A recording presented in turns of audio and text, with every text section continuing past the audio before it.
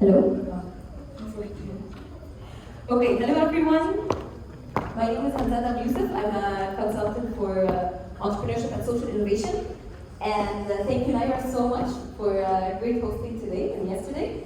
To everyone who's been there before, thank you for being here. This is our last session for the WIF Labs. And it gives me great pleasure to introduce this coming session because these guys are very dear to my heart. The Nets startup is a startup that I've actually witnessed their journey from day one. They're not just a group of diverse, hardworking entrepreneurs. No, they're also so diverse, and I love it when I see such a diverse international team. And how many, by show of hands, how many here studied in a university away from home, abroad? Okay, I did too, and it was one of the most amazing experiences that ever happened to me. And when I was looking for a master's program, I went for researching everywhere. I was so blessed with so many friends who've been to the top 10 schools worldwide, and I was so blessed with people who could give me information. But there wasn't that one platform that can show you everything you want to know for studying abroad. And this is what the two founders of Educately, the startup that is the platform that gets you to your dream university. They help you understand the different programs. You know, a lot of times people actually want to go to a certain school just because they like the name of the school, but they don't really understand the programs. So they help you to actually understand the different programs that suit you as a student, the different programs that apply to your own objectives of why are you studying abroad. And without any further introduction, it gives me great pleasure to introduce Mohammed Al-Sobati and Abdulrahman Ayman, the founders of Educately.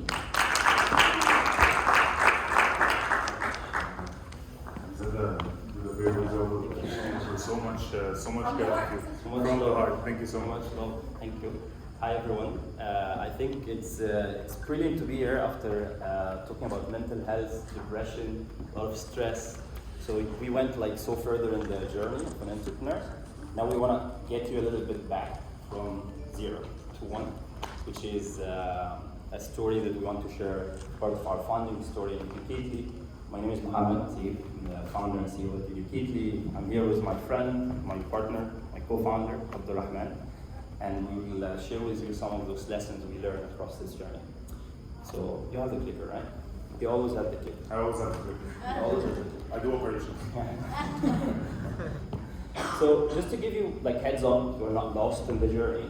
We at Educately we're building for education what LinkedIn built for jobs.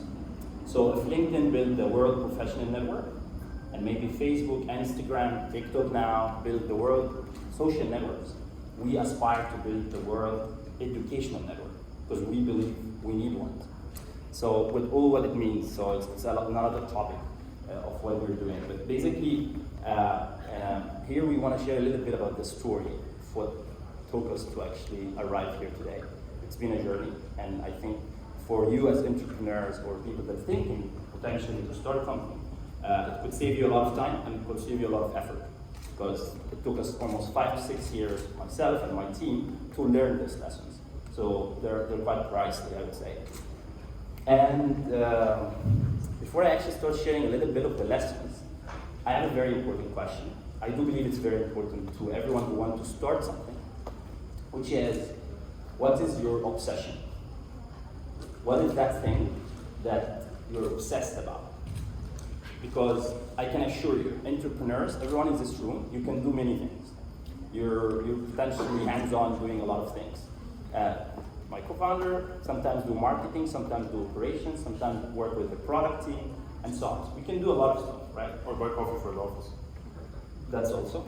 So we are hustlers. Like this is one common thing about entrepreneurs. We hustle, and we can do a lot of things, right? But one common thing about any person that needs something big in the world that is impactful, that they are obsessed about it, right? That's what makes the difference. They're obsessed about it.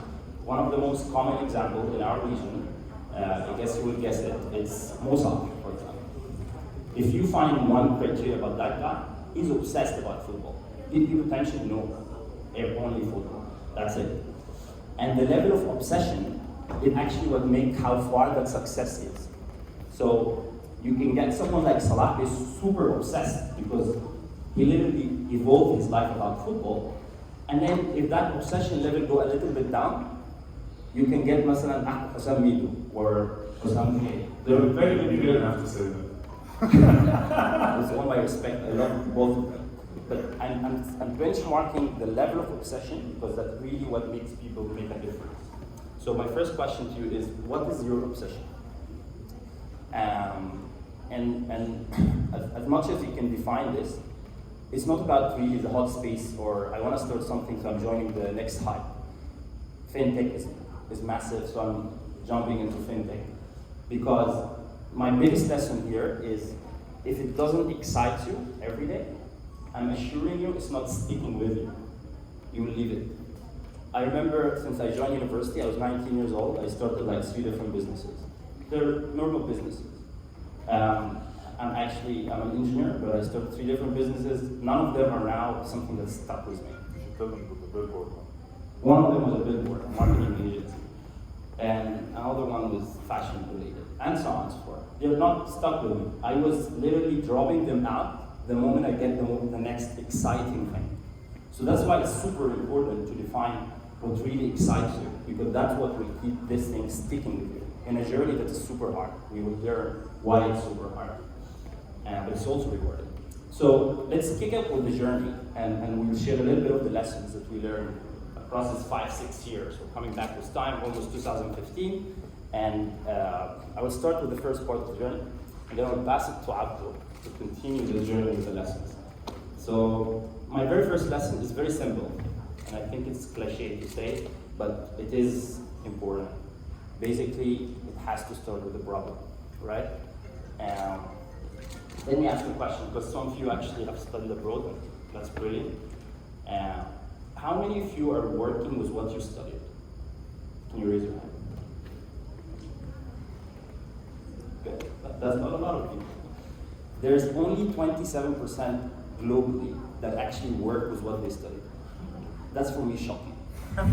Like, I studied electrical power machines engineering. I studied 5 years. pharmacy. I studied pharmacy 5 years. Did a postdoc in children's cancer. Not doing anything. These guys studied pharmacy, and majority of you, it's like a good representation. You studied something, but you're doing something else. So you spend a lot of time in your life, maybe 4 to 5 years, studying something, but then you're ending up doing something else. And for me, it was the same. I had the same problem. 10 years back, I found a transformational journey. Because the moment that I was really able to choose consciously my education when I was thinking to study overseas. This is the only moment that I was conscious enough what I actually liked. Because when I was choosing my engineering major, I was 18 years old. I was not even able to get a driving license in Egypt. Like, I was almost about to apply for it. So imagine, you don't have an access to get a driving license, but you're making the most critical decision, one of the most critical decisions in your life, which is potentially impacting your career forever. And that was me. But then afterwards, I have that consciousness that I would choose what is that application that matters for me when I was choosing my education abroad. So I did my master abroad. It was challenging though. So I spent like 2 years. Those 2 years searching programs, searching opportunities was not really easy in a digital world. I almost had to pay around $2,000 applications all over the place, 10 different applications to 10 different universities, until I made one right at the end.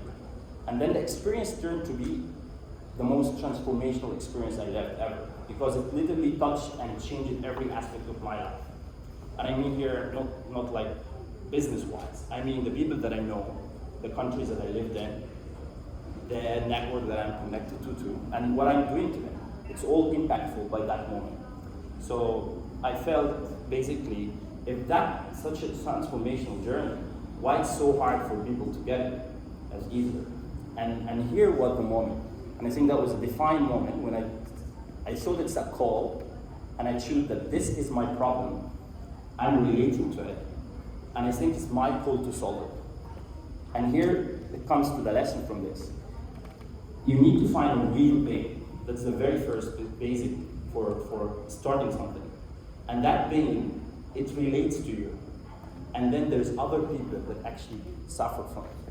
If you drop any of this equation, it's going to be very hard. So if it doesn't relate to you, it wouldn't stick for so much. And if there's not a lot of people suffering, then potentially it's not a big deal. You wouldn't be scaling it. So that was the very first lesson. The second lesson was basically, I got the problem, and I got two of the most important questions that I need to help students with is to understand what do you like to study, and how can they get there. So the most important fact afterwards is actually to be able to launch it fast.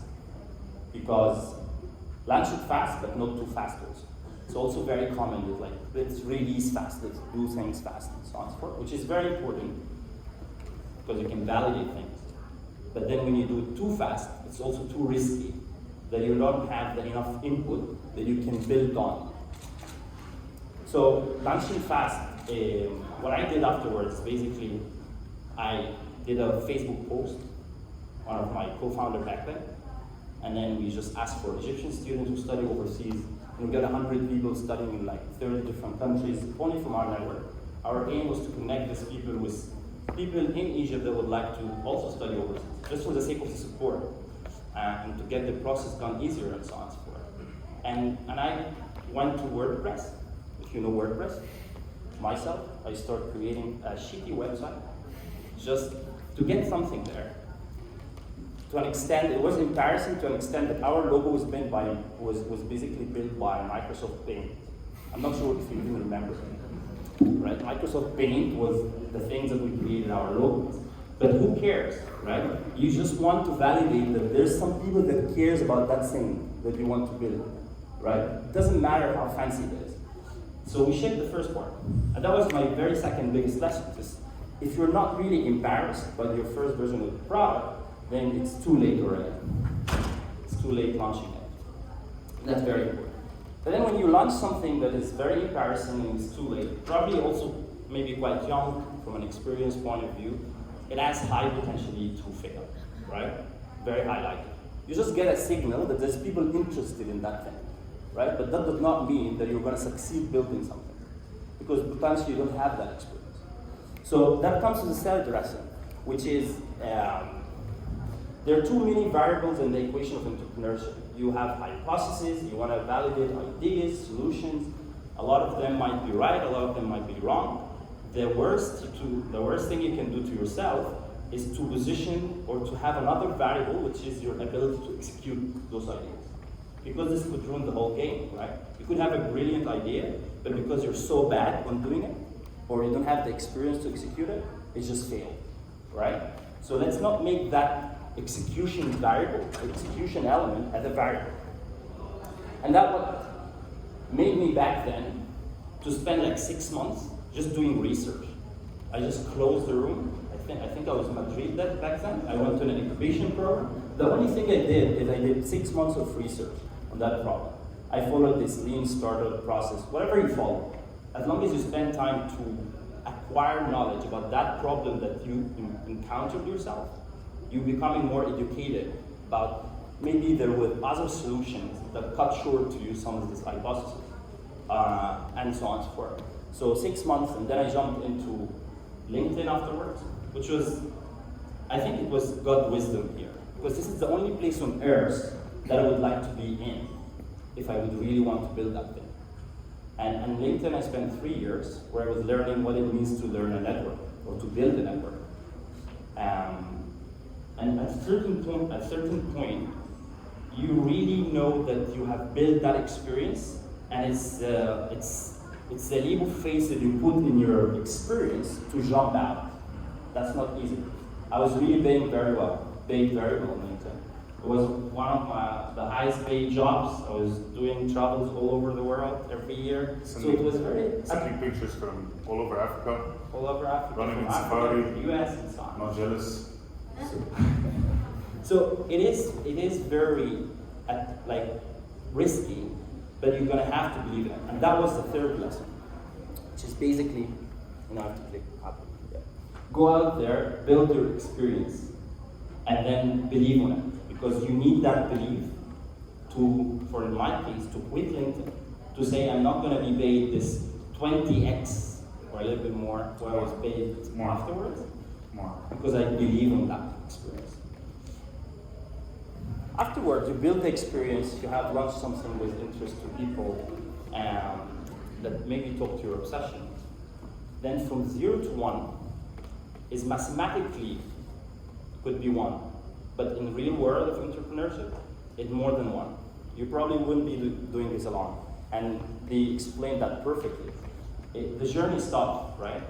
The journey is tough, and the simplest you can do for yourself, you just have a co-founder that you can share frustration with. At least, if you're doing this alone, it's tougher. And the journey itself, it's consuming. It probably take, if I was working 9 to 5 in the corporate world, I've been working almost 24 hours. There's no boundaries of time, which is beautiful because you work on something you like. But finding the right people to do it with you, I can assure you, it's the key element. And there's a trick here, because when you start doing something, you can fall into the trap of, you just have an idea, it's worth nothing. So you just want anyone to believe in it. You basically pitching to anyone. It goes to the extent that goes any of your friends, no matter who is this person. And anyone that accepts it, then you just want to onboard these people with you. That's very risky. And that happens to me at the very beginning. I pitched someone who went to the same university, studied a master, I felt like he's perfect, he's passionate about this, he loved the idea, he left the pain itself, and so on and so forth. But it turned out that passion is not the only criteria, and then we have to depart at a certain point. So while you need to get a team, it's not only about getting anyone, it's very important that you pick the right people. And hence, my experience with LinkedIn got me connected to my other co-founder, Joan. He's not here today, from Spain. I pitched this in my very first week in LinkedIn, and the guy had more than just passion. He had something that completed me in a side. A few months after, we flew to Cairo, pitched to Abdul, and Abdul has a third part.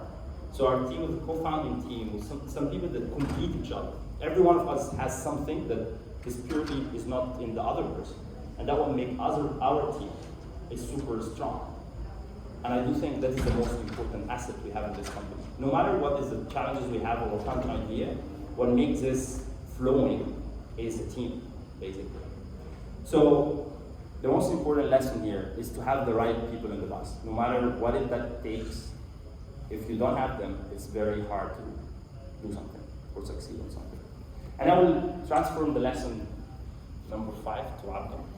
Okay, so we're gonna play some games together, okay? We're gonna do some exercises to get you engaged and energized into this upcoming section. So this section was a lot of pain, founding story. We're starting, we're bringing people on board, etc. Then you got me, you got Juan, studs dynamism, we're fundraising, we're running around, etc. So you need to go through a similar experience right now. So we're gonna do a small activity. Who has a mobile phone?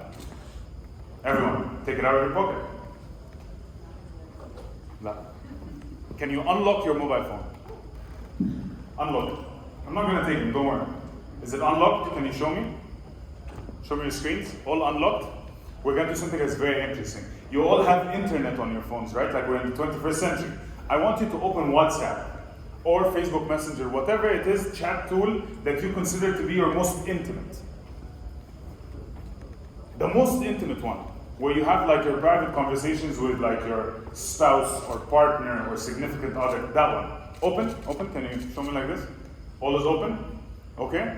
Now I want you to pass that phone to the person sitting beside you. What's happening? What's happening? Who passed the phone?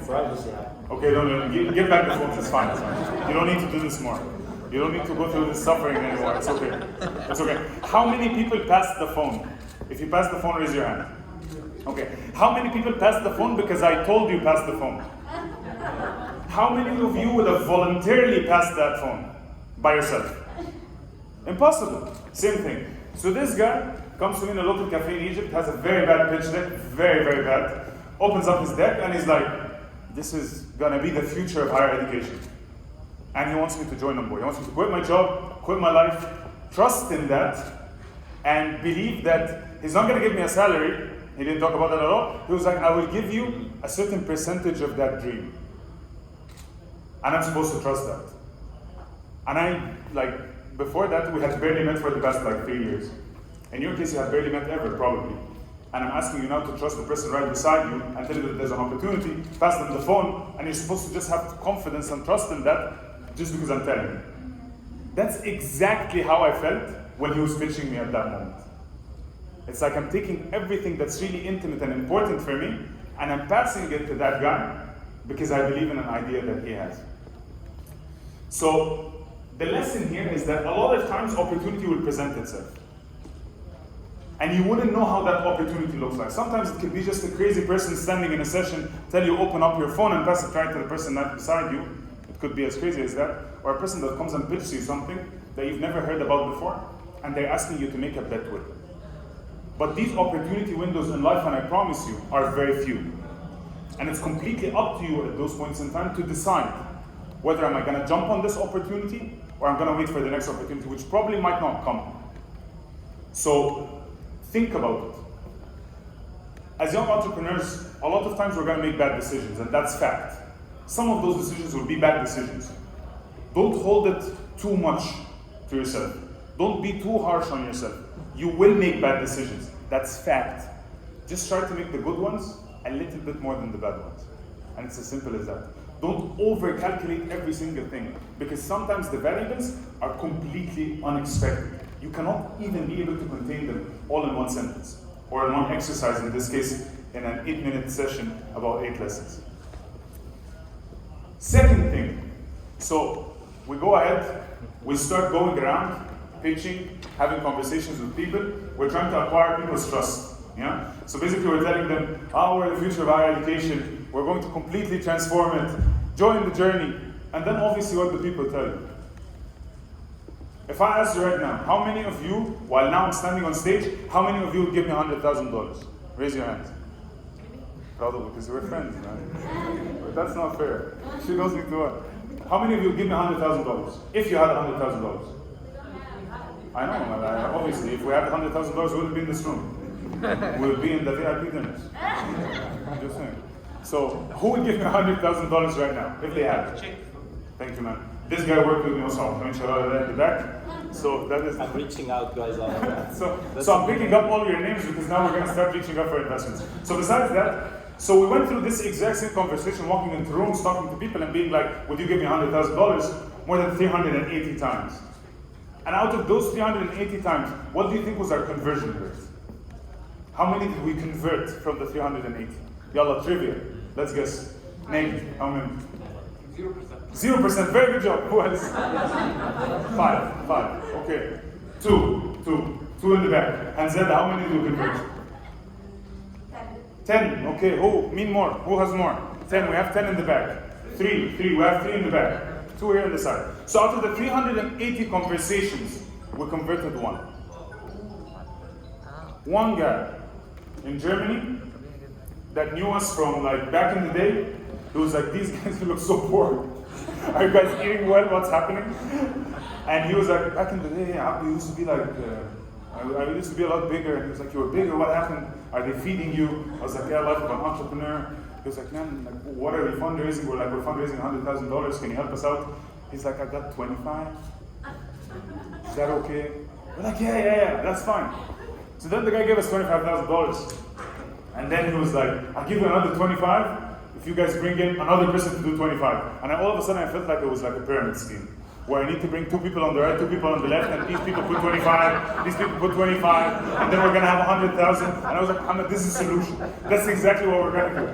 These 2 people tell these 2 people, and then they bring other 2 people, and then we're gonna be fine. So eventually, once we got that first guy, things became a little bit easy. And we were capable of converting the second and third and fourth. But the key here, or my biggest learning lesson from that, was that first guy. Some people say, or call that the second idiot, which makes the first idiot a legitimate leader, right? How do you say? So in that format, we're the idiots, and whoever, without mentioning the name, was the second idiot, and made us leaders, made us entrepreneurs all of a sudden. But the key here was that my biggest learning out of those 380 conversations was that it was all about that person that believes. Because he basically made a bet based on 2 people, completely based on belief. He didn't ask us for traction metrics. He didn't tell us what are your KPIs. Talk to me about multiples. The key thing that he had with us as a conversation was, what are your values as individuals? Would you stick with this company and do whatever it is that it takes to make sure that this is a successful workplace? And that's eventually what happened. So sometimes in these early stages, it's about finding those people that believe, rather than the big brand, flashy names that everyone talks about just because this is what's going on in the ecosystem. What is the ecosystem? The ecosystem is just a bunch of people that know each other, that network together, and eventually anyone can be part of the ecosystem. It's not an exclusive club. Yeah? Then one of my favorite lessons. So we moved on from that, we got that guy, we hustled, he got 2 right, 2 left, we got $100,000, and now we're moving forward. Basically what happened here is I need 2 volunteers right now. I'm not gonna do a magic trick, don't worry, I don't have that in my skill set. Okay, so here we got one, please, join me on the stage. Thank you. Can we give him a round of applause? I feel like I'm doing some form of trivia and entertainment and things like that. I need one more person. No, you're with us in the company. You're gonna join? Okay, thank you. Mish. Yalla, very good. Can you go, gentlemen, can you come here, please? Very good. Can we give them another round of applause, please? Okay. So very cool. So what did we try to do? So this company, this whole fiasco that we're building over here was centered around one very simple thought. Can you guys fist bump? Fist bump each other? Stop there, fist bump. This transaction is the handshake. We're not handshaking because of COVID. This transaction or this handshake is basically what we monetized, which is that handshake between a student, you're going to be a university, okay? Is that okay? Between a student and a university. Within that handshake, there's a monetary opportunity that we initially saw. Can you go back? Just take your hand like that. How much can you take when you do that? Okay. So imagine now that Abdurrahman and Muhammad are educating, okay? Move towards it. So we're educating, so we need that handshake happen. We're capable of monetizing 10 to 30% of the value of that handshake. So that's initially what we started with. So any student from point A that we're capable of taking to a university, at point B, we earn 10 to 30% of their commission, of their tuition. So if you pay $1,000, we get 100 to 300. If you pay $10,000, we get how much? 1,000 to 3,000. Good? Look, thank you, gentlemen. Thank you very, very much. Can we give another round of applause because we're kind of pulled out of the And that was the initial business model. And we were very excited with it. We're like, this is gold.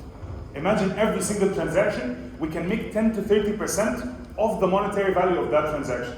Just to making that simple handshake or facilitating that simple handshake. That was a year and a half ago? Yeah? From that point forth to today, I promise you, whatever you think as an entrepreneur is your successful business model is probably not gonna work. Because moving on from that point to a year later from now, we figured out that the most easy way for us to actually be able to monetize in this industry is B2B software as a service. Is B2B SaaS. And that's what we started shifting towards. So we pivoted. But in order to be able to make that pivot, you needed to have, like Muhammad said, the right people on the bus, but also to keep a very open mind and not be stuck to your babies. Because you gave birth to that idea, right? So you're obsessed with it, and that's the business model, and you believe that that is the key to success. You need to be the first person that would be willing to completely let go of that. If a pivoting opportunity showcases itself. Because sometimes, within these risks and 10x bets, are your next really big opportunity to be able to monetize as an entrepreneur. A lot of entrepreneurs that I know that are successful were capable of just mastering that singular skill, which is agility and being capable to maneuver and navigate opportunity and land on the next big thing. While always thinking 10x while they're in the now. And we always do that exercise, and I really like it a lot. We're a really small company, man. Like, we're not like, in the beginning they're like, we're a success story, not success. We're taking baby steps, we just faced the pre-seed round. We're still in the initial steps. But even though we're in those baby steps, initial steps, still the team is very small, like 30 people, still we just raised a small pre-seed round, but we can dream big. We go every couple of months, we sit together and we dream, what can this company be if it goes 10x? And we continuously foster that conversation. Not because we have the money to be able to do that 10x, but so when that 10x opportunity presents itself, we have that much conviction and belief that we can be able to grab that opportunity and necessarily build that next big thing. But if you don't dream big, or you don't believe that you can be big, people will always treat you small. Not because they're bad, but because you fundamentally do not have that belief, or were not allowed, or did not allow yourself to think 10x. Which brings me to my last lesson. If you think that this was a smooth sailing journey, it was fun, with 280 investor conversations, and now I'm talking about it really nicely, and like we're having a small trivia about it, it was painful. It was really, really painful. And I love it whenever I see that people, like whenever you raise a funding round, entrepreneurs always like to do that PR press release, and they put it, and usually it's something like this, or it's something like this, or like this, or this one, yeah? And then it has under it like a bulletin which usually goes down the line of building the next X for industry-wide, raising fund for $1 million to be able to navigate the future. Something down that line. And then usually when people see that, because we're living in the age of social media, the only thing that they feel usually is one of two things. Either I'm so proud of these guys, oh wow, this is so cool, I really like it. Or FOMO. Massive FOMO. When am I gonna build the next thing? I wanna quit my job. I wanna become an entrepreneur. I wanna build a startup. I wanna build the next big thing. And a lot of FOMO, thinking that the grass is greener on the other side. The grass is greener on the other side if you have these four things. If you have the guts, if you're resilient, just like it was mentioned earlier by our friends at Shezlong, which is really, really important. If you can take initiative, and if you have tenacity. If you have these four things, or if you're capable of fostering, developing, or choosing to choose these four things, you will be able to see that the grass is greener on the other side. Once you arrive, the grass will be greener, and there will be a very nice startup, and it's going to flourish, and you can later on put a tree and flowers in the garden, and it's really going to be nice. But if you're not willing to embrace these four types of characteristics and skills and consciously develop them continuously, you will go to the other side, and it's going to be a desert. And it's going to be extremely painful. Why is grit extremely important? These four things were not coined by Abdurrahman Ayman. These four things were coined by Angela Duckworth, who was talking about grit in kids specifically. How can we build kids during their primary schooling with grit so they later on can become extremely successful in life? And they did extremely long research about how do they correlate these four characteristics with people eventually when they grow up becoming successful. I'm telling you, even grown-ups need these four things to be successful. But the big lesson here, or at that point in time, was that yes, being an entrepreneur is really cool. I'm passionate about it, I love it, and I wouldn't do it any other way. I never really worked, I think, a job. Last time I worked a job was in 2012. I was a clinical research specialist in a children's cancer hospital, which I'm really proud of. But was it necessarily aligned to what I'm passionate towards, or what I really want to do? But then, I didn't become an entrepreneur because of FOMO. I became an entrepreneur because people like Muhammad, when we would have conversation, decided to solve an actual problem that we care about. And because it made me tick, then I went for it. Because I believe in it. Not because it's hot, they call it hot spaces. Like not because it's a hot space or because it has a 15x multiplier on a valuation cap table. Yeah? Thank you so much. That was very insightful. I hope it was for you as well. And just to close the session, because we don't have much time, basically one thing that I would like to leave you with, very simply, it's around that aspect. We learned, I'm not sure if you know about ISEC, it's a Cayuse organization. We're always repeating that word, that the world doesn't need thousands and thousands of leaders, because the world have taught us that one leader can really change the world. One leader like Mandela, like Gandhi, and so many, they have the impact to change the entire globe. So this room can literally change the entire world. So that's why the entire journey is about you. At a certain point, we were 2 or 3 people in the company, so when one person is taking one day off, that means half of the company is off. Sometimes if it's holiday for 3 or 4, doesn't mean the company is not existing. So for a certain period of time, it's literally all about you. And hence, if you're conscious enough to invest in yourself in all dimensions, and most importantly, in the belief that you have toward this idea, no matter if it's yours or someone else, then I'm assuring you, you will arrive. Because what you have witnessed here is lessons we learned in 6 years. And there's no shortcut. There's barely no shortcuts. There's certain things that you have to live. It's great, and you can shortcut some of the maybe hypotheses and solutions and so on. You can do it smarter and so on and so forth. But there's experience you need to live to build that big thing. You could name to me one company that went that big or massive and potentially just launched 1 year ago or recently. There's always maybe a it's with food. Nowadays it's not counting, it's all what we see in the region, but it's fine. So it's literally all about you. It's a matter of investing in yourself. And one of the things that I learned a lot about leaders, because I consider everyone here at a certain point you'll be leading something. You have the mentality to do so. And it was very insightful, because leadership for me is something that is very personal. I'm very passionate about that topic. Back in LinkedIn, there was an incredible leader, it was the CEO of this company back then, his name was Jeff Winner, and he shared some of the wisdom that I told back then, which is what really differentiates a good leader and a bad leader is one thing. It's the quality and the speed of decision making. Your ability to make good decisions, no matter where you are, will keep you and build the momentum that takes you from 0 to 1.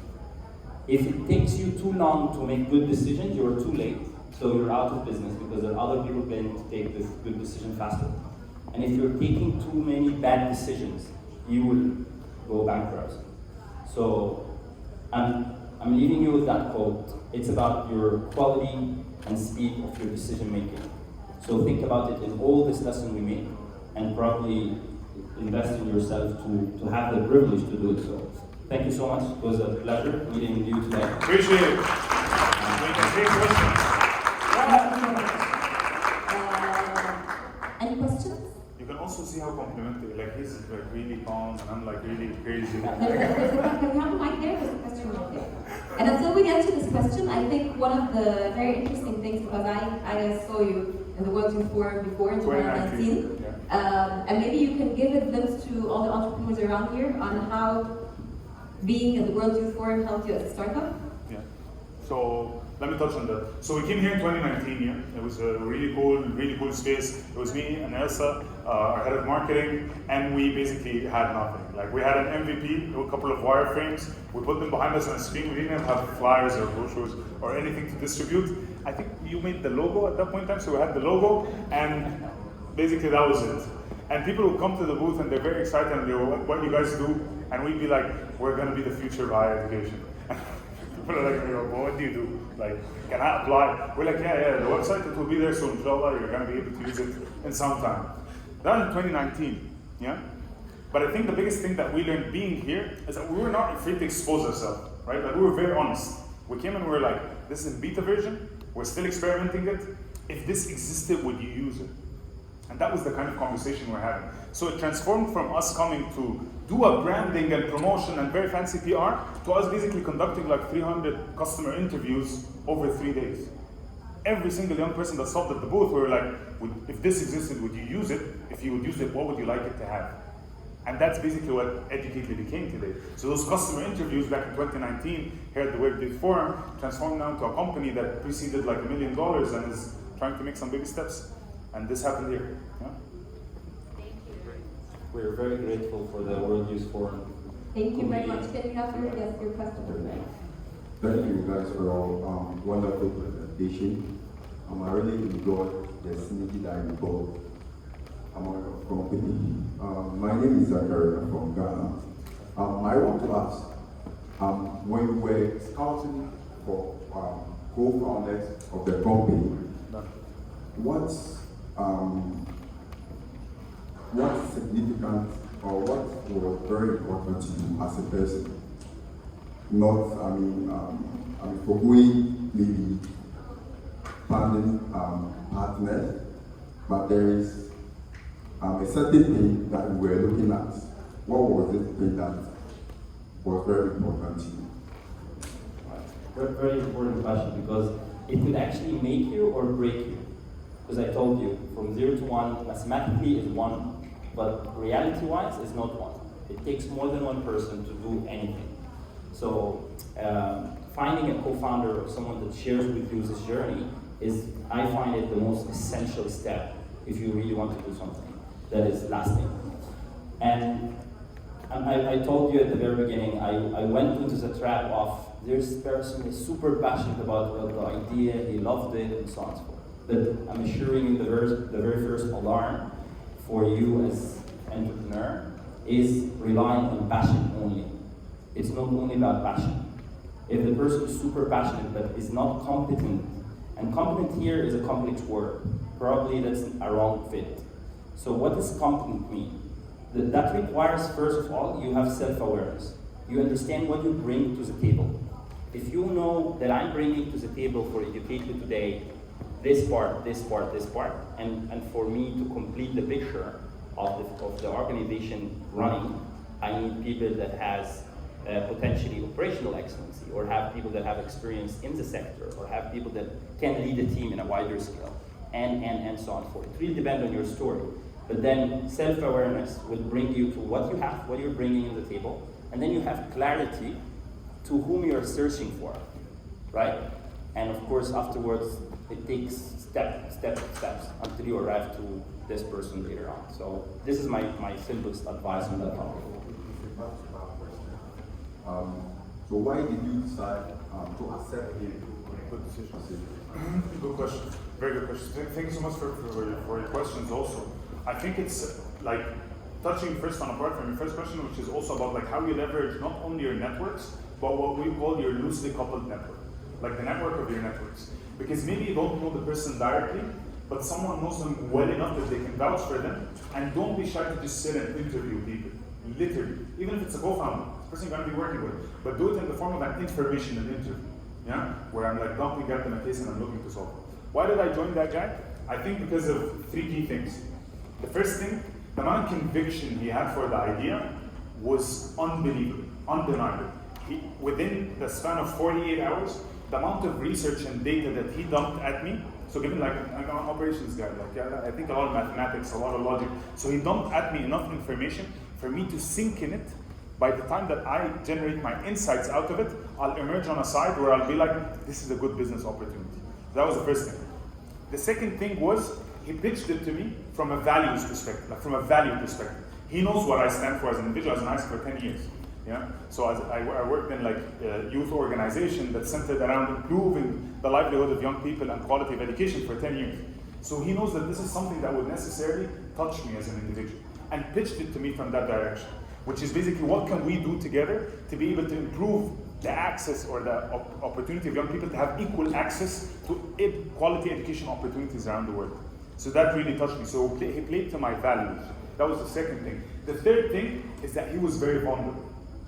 Like when we were talking together, he was not afraid to show me his weaknesses so I can see my strength. Because if I'm going to co-found a company with someone and I'm just going to be a beta or I'm going to be dominated, I don't want to do that. Yeah? So he was not afraid to be vulnerable enough to tell me, these are the things that I'm not good at. Tell me what you're good at. And if we can find a complementation, then that's necessarily how we can move forward. His vulnerability made me as an individual also feel comfortable to be vulnerable and see how he complements me. Yeah? So that answers the question?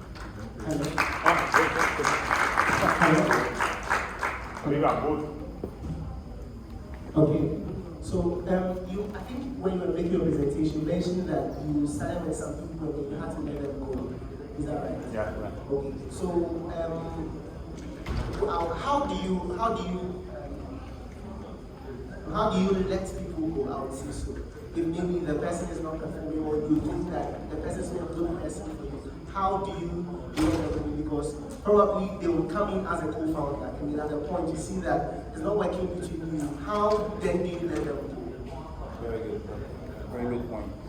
Very good question. The thing is, I recall back the last thing that I left you with this session, right? I said quality and speed of decision making. That comes to this. In the journey of entrepreneurship, you're gonna have to make hard decisions. That's for sure. if you think it's always easy decisions, then you're not building something. Then it's not challenging, right? Or probably that's not a big issue. That sounds like very easy.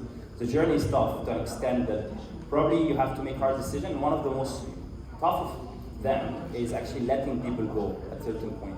Because not everyone would fit into your ship. Your destination is Paris. There's people who want to go to Milan.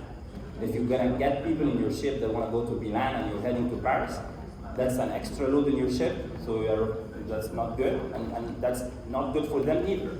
So one of the things that I also learned back then in LinkedIn is about compassionate management. How to let people go with compassion, right? Because guess what? If you have someone that is not performing well, is potentially for several reasons. Some of them could be that they're not unleashing their real potential into this opportunity that you're giving to them. So by any means, you're not helping them, just keeping them in the same position, right? So departing them of the organization is actually necessarily for them and also for the company.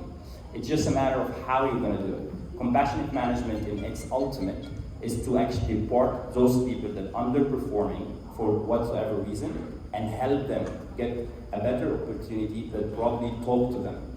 And that's, I would call it, the best you can do for the person. If you keep them longer, you're not helping them, neither yourself. Thank you very much. Thank you. Really.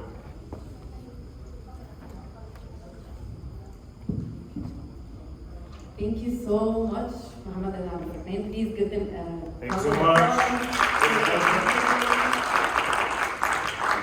amazing and super engaging talk.